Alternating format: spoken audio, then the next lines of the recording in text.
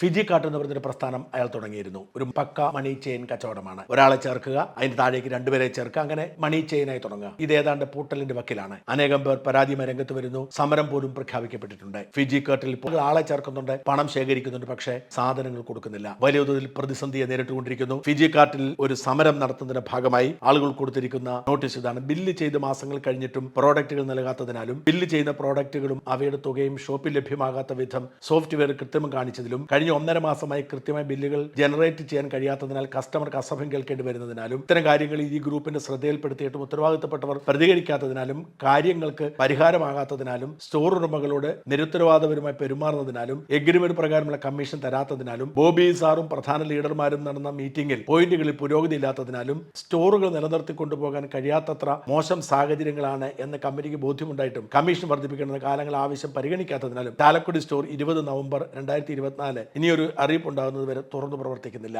ഇങ്ങനെയാണ് ഒരു പോസ്റ്റ്. ഇത്തരത്തിൽ പ്രതിഷേധങ്ങളും സമരങ്ങളും നടക്കുകയാണ്. ഫിജി കാർട്ടും ഏതാണ്ട് പൂട്ടലിന്റെ വക്കിലെത്തിയിരിക്കുന്നു. അതിൽ പണം നിക്ഷേപിച്ചവർക്ക് പണം പോയി. ഏജന്റുമാർ നെട്ടോട്ടം ഓടുകയാണ്.